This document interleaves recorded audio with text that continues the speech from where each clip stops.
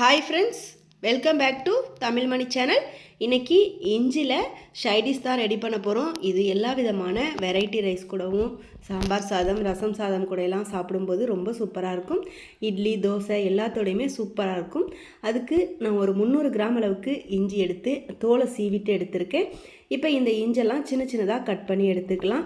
நம்ம துருவலில் வச்சு கூட நல்லா துருவி எடுத்துக்கலாம். ஆனால் நான் மிக்சியில் சேர்த்து பல்ஸ் மூடில் அரைச்சி எடுத்துக்க போகிறேன். அதுக்காக சின்ன சின்ன பீஸாக கட் பண்ணி எடுத்திருக்கேன். இப்போ இது எல்லாத்தையுமே மிக்சி ஜாரில் சேர்த்துட்டு பல்ஸ் மூடில் வச்சு கொரன்னு அரைச்சி எடுத்துகிட்டு வந்துடலாம். அப்படி அரைக்கும் போது மைய வராமல் 1-2 துருவுன மாதிரியே கிடைக்கும். இந்த மாதிரி அரைச்சி எடுத்துகிட்டு வந்துடலாம்.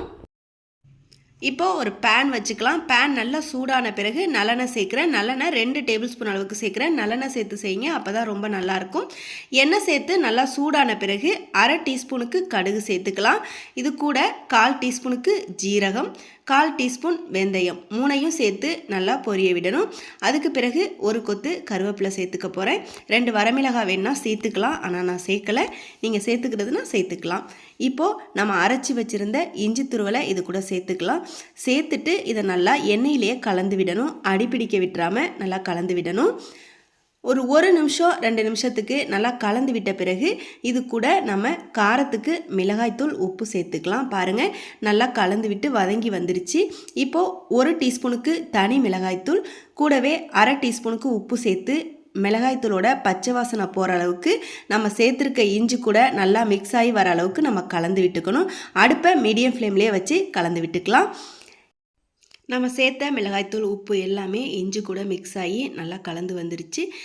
ஒரு சின்ன நெல்லிக்காய் சைஸுக்கு புளி எடுத்து புளிக்கரைசல் கரைச்சிட்டு ஒரு 1/2 கப் அளவுக்கு சேர்த்துருக்கேன்.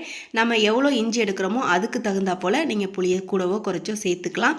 புளிக்கரைசல் சேர்த்து நல்லா கலந்து விடணும். கலந்து விட்டுட்டு இப்போ உப்பு சரியாக இருக்கான்னு பார்த்துக்கோங்க. சரியாக இல்லைன்னா உப்பு சேர்த்துக்கலாம். எனக்கு பத்தலை, அதனால் இன்னும் ஒரு 1/4 டீஸ்பூன் அளவுக்கு உப்பு சேர்த்துருக்கேன். சேர்த்துட்டு நல்லா மிக்ஸ் பண்ணி விட்டுட்டு 1 டேபிள் ஸ்பூன் நல்லெண்ணெய் சேர்த்து நல்லா கலந்து விட்ட பிறகு 1/2 கப் அளவுக்கு துருவுன வெல்லம் சேர்க்குறேன்.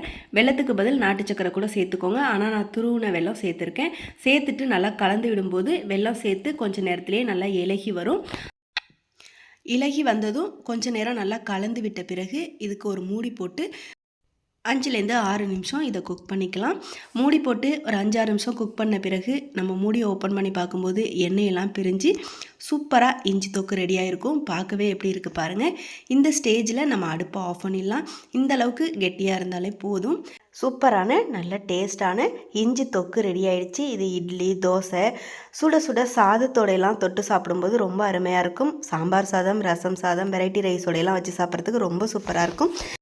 நீங்களும் ட்ரை பண்ணி பாருங்கள். ட்ரை பண்ணி பார்த்துட்டு பிடிச்சிருந்தால் லைக் பண்ணுங்கள், கமெண்ட் பண்ணுங்கள். நம்மளோட வீடியோவை உங்கள் ஃப்ரெண்ட்ஸ் அண்ட் ஃபேமிலி கூட ஷேர் பண்ணிக்கோங்க. சேனலையும் சப்ஸ்கிரைப் பண்ணி வச்சுக்கோங்க. பக்கத்தில் இருக்க பெல்லையும் கிளிக் பண்ணி வச்சுக்கோங்க.